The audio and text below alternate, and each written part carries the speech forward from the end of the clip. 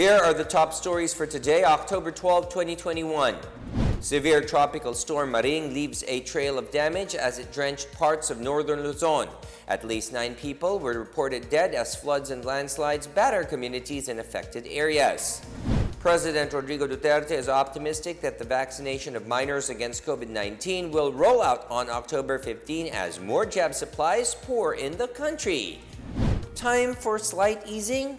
The palace says this is likely in Metro Manila, which has been seeing a dip in COVID-19 infections, which means a hike in operating capacity of businesses and other establishments. And a new beginning awaits the latest beneficiaries of the Balik Probinsya Bagong Pag-asa program as they return to their hometown in Apayao.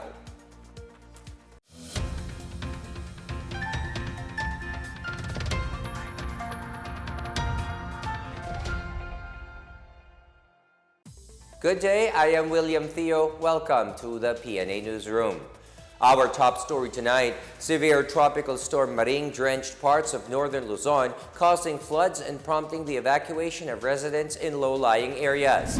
In Cagayan, emergency responders conducted rescue operations for residents in 52 villages from 15 towns affected by floods. At least 1,750 families, or over 7,000 individuals, have been evacuated based on data from the Provincial Disaster Risk Reduction and Management Office. In Cagayan Santa Teresita town, floods have also damaged books and other learning materials. In Baguio City, tourist spots such as the Burnham Park were not spared from floods caused by Maring. Bad weather has also caused damage to structures. The Bayugao Bridge in Santa Cruz, Ilocos Sur is impassable as at least 2 spans of the bridge were damaged. The National Disaster Risk Reduction and Management Council says at least 9 persons were reported dead and are undergoing validation. The government is all set for the vaccination of children aged 12 to 17 with comorbidities. President Rodrigo Duterte says that with the recent arrival of COVID-19 vaccines such as Pfizer and Moderna, the vaccine of children will be pilot tested in selected hospitals in Metro Manila on Friday, October 15. These are the National Children's Hospital, the Philippine Heart Center, Fede Mundo Medical Center, Philippine Children's Medical Center in Quezon City, Pasig City Children's Hospital, Philippine General Hospital, Makati Medical Center, and St. Luke's Medical Center in Taguig. Meanwhile, President Duterte says the Filipinos can hope for a better and Merry Christmas as the COVID-19 infection rate goes down. Alam mo, bumababa ang transformation ng yung hawaan, contamination. Nagbaba sa awa ng Diyos. According to the latest data, our weekly average of new COVID-19 cases has dropped to less than 10,000, and the current reproduction rate of the virus is down to 0.77%. Magandang balita ito. If we continue to ramp up the vaccination of our people along with our consistent practice of mask, wag pa rin yung tanggalin, hugas at iwas, and with the gradual but safe resumption of our economic activities, then we can hope for a better and truly Merry Christmas. Metro Manila mayors have agreed to shorten the curfew hours in their respective localities as COVID-19 cases decline. Starting tomorrow, curfew hours will be shortened from 10 p.m. to 4 a.m. to 12 midnight to 4 a.m. Metro Manila Council Chair Mayor Edwin Olivares says the move aims to usher the gradual reopening of the economy. The Interagency Task Force has earlier expanded the indoor capacities of dine-in services, in-person religious services, and personal care services by 10%, while fitness studios and gyms operate at a limited 20% capacity for fully vaccinated individuals. But for DILG Undersecretary Jonathan Malaya, the shortened curfew hours will only take place when Metro Manila downgrades to Alert Level 3. Metro Manila is currently placed under Alert Level 4 until October 15. Malacanang meanwhile says there is a high probability that the current quarantine classification in the National Capital Region or NCR will be downgraded with a current downward trend in COVID-19 cases as reported by the Department of Health. The DOH says the average daily reported cases from October 4 to 10 stood at 1,989 lower than the September 27 to October 3 tally of 3,126. It says active cases in the NCR may decrease to 10,000 cases by October 31 if detection to isolation time is maintained at 4 days. However, severe and critical cases may increase up to 1,516 if Alert Level 3 is imposed.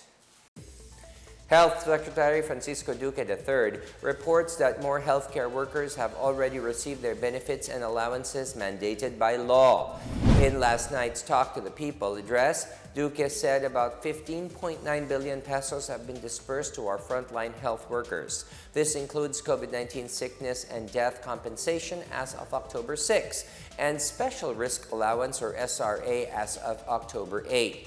He also reports that out of the 1.3 billion pesos allotted funds for Batch 3 and 4 of Special Risk Allowance, about 617.2 million pesos have been disbursed to some 48,000 healthcare workers.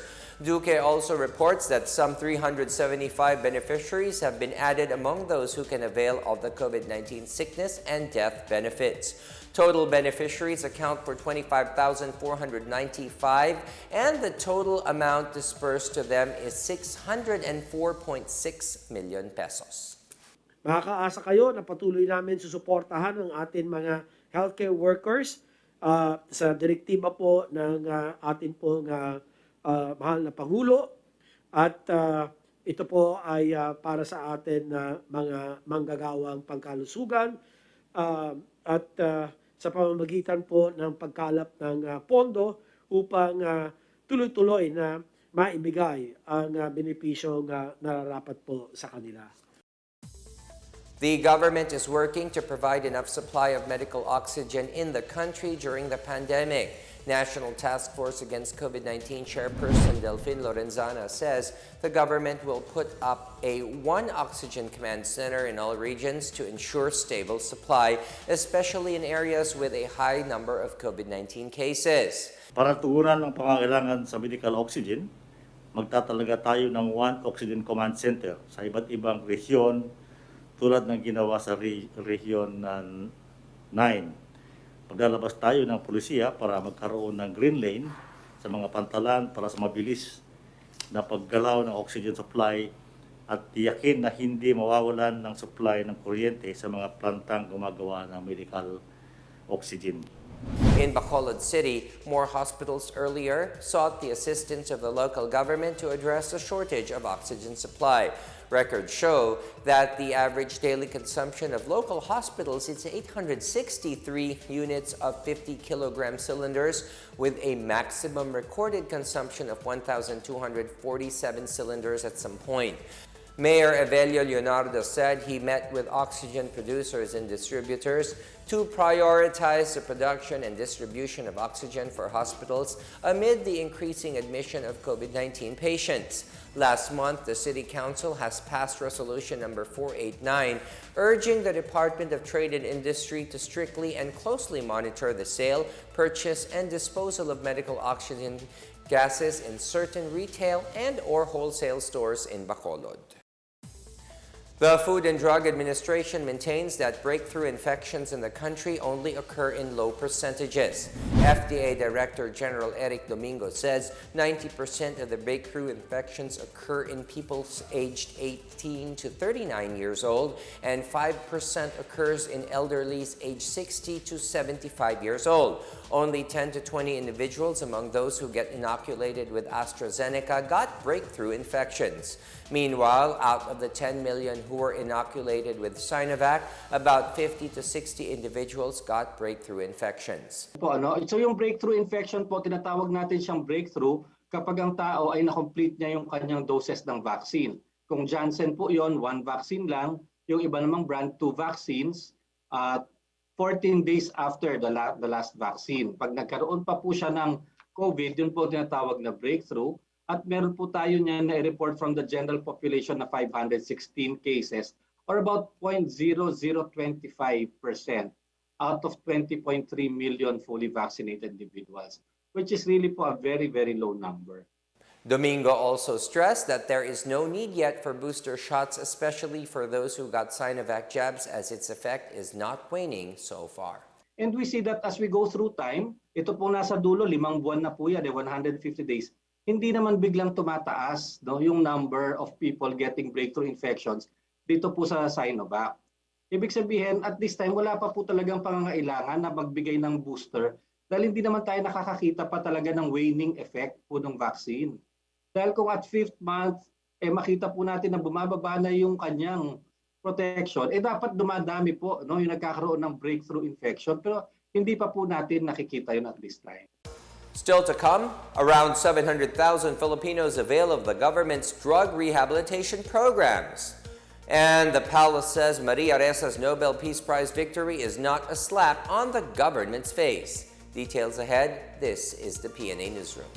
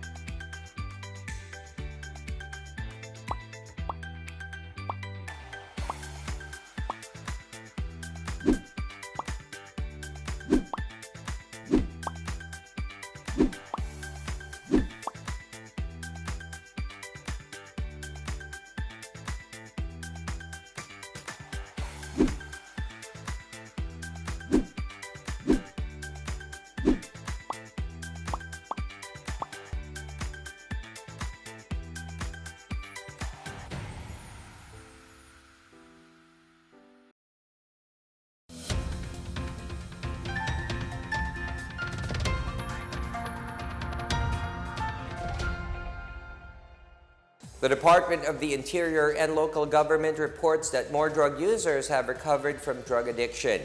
DILG Secretary Eduardo Año said more drug users have benefited from the government's community-based rehabilitation program.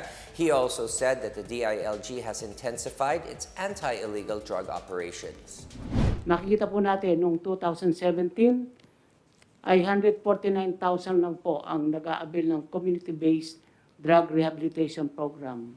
By 2021 of second quarter, nakita po natin 783,005 ang nag-avail ng community-based drug rehabilitation program. At masasabi natin po ang mga kababayan natin ito ay lubusan na pong gumaling. Dito naman po sa ating kampanya laban sa illegal drugs, mula po noong October 3 hanggang October 9, nakapagtala po tayo ng 710 anti-illegal drugs operations at nakapag-aresto tayo ng 1,025 violators at 14 po ang nag-surrender. Isa naman ang namatay sa ating operasyon. At buong value po ng sabu at marijuana ay umaabot sa 35,666,243 pesos.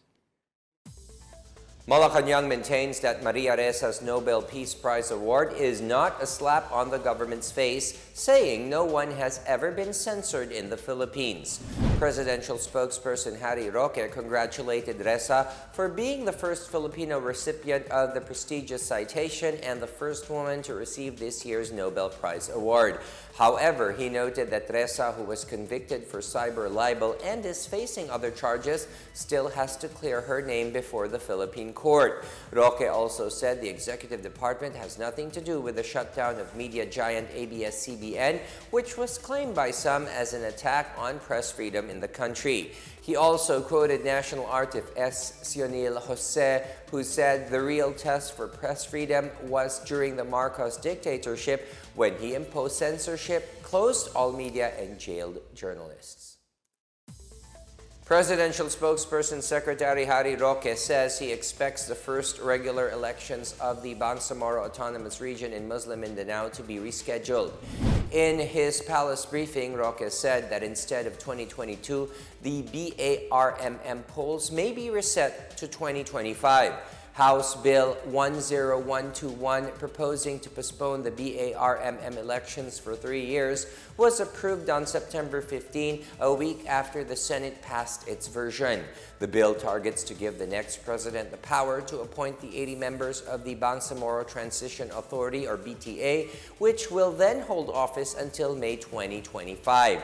The BARMM transition plan is set to be completed in 2022 in time for the election of new regional officials and coinciding with the local and national polls in May 9. However, the COVID-19 pandemic disrupted activities, including the third decommissioning phase of former Moro Islamic Liberation Front combatants. The Commission on Elections in Iloilo City noted a lower turnout in the number of applicants as the extension of voters' registration started Monday. Until September 30, over 19,800 have already registered, exceeding the COMELEC's target of 12,000. The COMELEC presumed there were only a few unregistered voters left after the September 30 deadline, but they still aim to attract about 5,000 more until October 30. Registrants who are not vaccinated can also avail of the COVID-19 jab right after the registration or vice versa. The COMELEC appealed for more people to register and vote on May 9, 2022. Meanwhile, in Bacolod City, voter registration will continue in at least 3 shopping malls until October 22, after which a new venue will be announced. The COMELEC resumed accepting applications of new voters at SM City Bacolod until Wednesday. However, the poll body noted fewer registrants. The COMELEC urged people not to wait until the last minute to register. The voter registration will be held at Ayala Mall's Capital Central on October 14, 18, and 19, while on October 20 to 22, it will be held at Robinson's Place, Bacolod.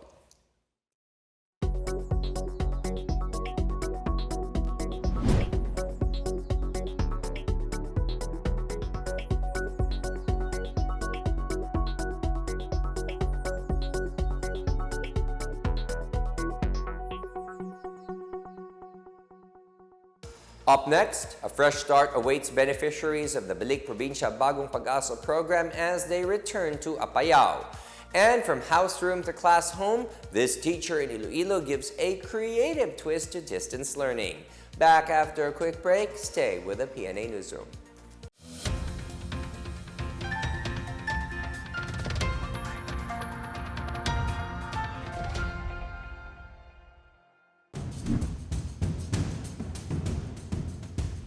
Mga kabida, COVID-19 may be here for a while as we continue to aim for population protection through vaccination.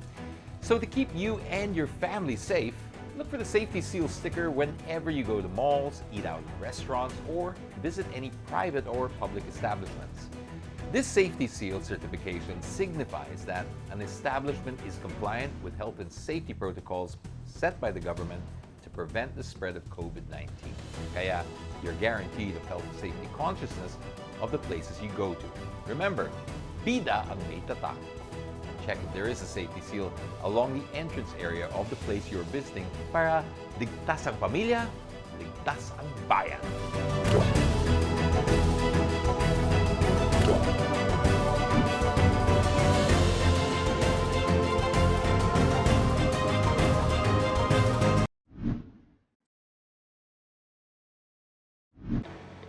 Mga kabida, importante pa rin ang disiplina sa pag-iwas sa pagkalat ng COVID-19.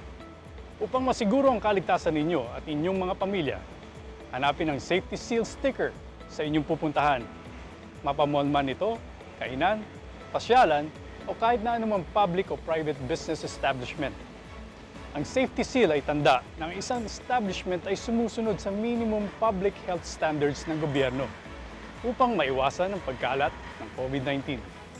Ating tandaan, bida ang may tatak. Hashtag safety seal para sa ligtas na pamilya, ligtas na bayan.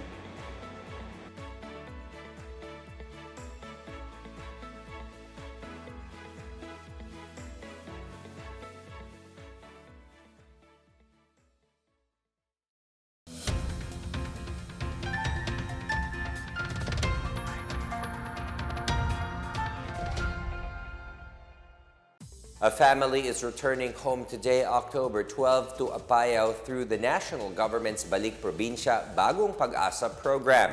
Aquino Dagyo, a former UV Express driver, said he was among the first workers hit by the pandemic. After heightened restrictions were imposed in Metro Manila due to a spike of COVID-19 cases in recent months, Aquino said the family decided to return to Apayao to start anew. The family underwent swab tests on Monday at the BP2 depot in Quezon City to ensure that they are negative of COVID-19. They are expected to arrive in Apayao on Wednesday. The BP2 program is an initiative of the national government designed to address the congestion in Metro Manila areas. Through the BP2, the government encourages and assists the public, especially those in informal settlements, to return to their home provinces. Dahil sa hirap ng nakanasan natin sa pandemic, hindi ko talaga maiyak. Dahil sa naputulan ako ng tubig, kuryente, wala po kami makain noong 2020. Napagtanto-tanto ko na mas bumalik ng probinsya. Total meron namang ibinigay ang Pangulong Duterte na balik probinsya, bagong pag-asa. Kaya buong buhay ko pasasalamat sa kanya dahil sa ganitong ginawa niya. The Communist Party of the Philippines' New People's Army National Democratic Front is reportedly raking in tens of millions of pesos during election season through their extortion schemes. The National Intelligence Coordinating Agency revealed that the CPP-NPA-NDF is extorting millions of pesos from politicians who wish to campaign and win in areas that they infest and terrorize. NCA Deputy Director General Abelardo Villacorta said the CPP-NPA-NDF is now planning to get hold of presidential candidates for some sort of alliance building. Former CPP-NPA cadre Noel K. Efren Legaspi also revealed that the CPP-NPA-NDF has been fielding real cadres as candidates every election period. Legaspi said the cadres are allegedly from the Makabayan bloc members in the House of Representatives. Meanwhile, Interior Undersecretary Jonathan Malaya warned politicians not to give in to the CPP-NPA-NDF's demand or build an alliance with them, as this will not only lead to their disqualification, but they run the risk of facing charges.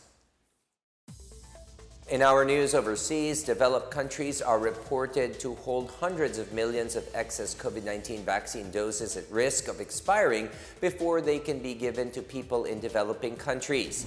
In a report from Nikkei Asia, British research firm Airfinity revealed that around 100 million doses purchased by or promised to G7 and European Union will expire by year-end, even when taking the booster shots into account.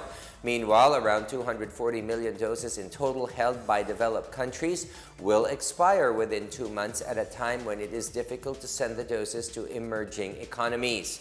Airfinity said inventories in G7 and EU members will exceed 1 billion doses at the end of 2021 as supply outstrips demand. The research company conducted the analysis assuming that all countries will administer booster shots but excluded vaccine approvals for children younger than 12. COVID-19 vaccines supplied to advanced countries typically have shelf lives of 6 to 7 months. Japanese ambassador to the Philippines Kazuhiko Koshikawa is anticipating the return of Japanese tourists to Cebu and vice versa once the COVID-19 pandemic is over. In a statement released by the Cebu provincial government, Koshikawa also expressed his intention to bolster the bilateral relations between Cebu and Japan. During Koshikawa's meeting with Governor Gwendolyn Garcia last Friday, the envoy raised the possibility of creating a tourism bubble between Cebu and Japan once the pandemic situation normalizes to boost tourism exchange. Aside from tourism, he said, more Japanese students will also want to come back to Cebu to study English as a second language. For her part, Garcia invited the Japanese envoy to explore the island of Cebu and see its natural beauty. Japan had been one of the top sources of tourists to Cebu pre-pandemic, along with South Korea. A grade 1 teacher of Dueñas Central Elementary School has converted a room in their home in Barangay Poblacion B into a classroom to keep up with the school year amid the pandemic. Daisy May Celis Lapasaran said that since most of the time they are on work-from-home mode, she converted a space in their house into a working area to make it easier for her to monitor her learners. The room has the look and feel of a classroom minus a blackboard. The well-kept class home serves as her base when she attends virtual meetings and seminars. Modules are sorted and printed in the same room. Her unique presentation was noticed when she posted online a picture of the class home during the celebration of World Teachers Day, October 5. Celis Lapasaran hopes that her class home would also inspire other teachers.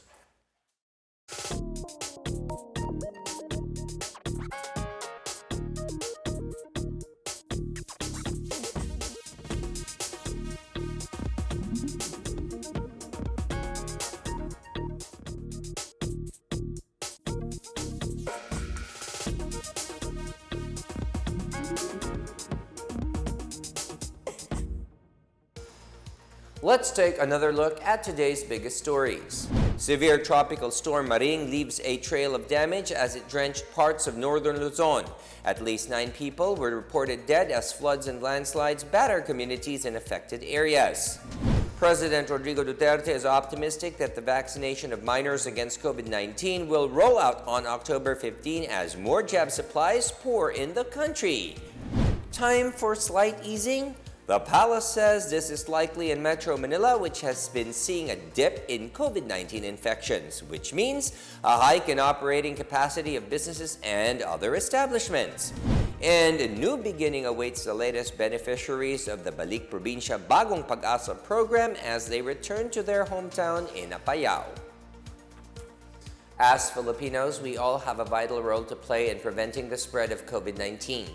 So remember, wear your face masks and face shields, wash your hands often, practice safe physical distancing, go out only for essential reasons, and get vaccinated as soon as possible to protect ourselves, our families, and the community. Together, we can beat COVID-19.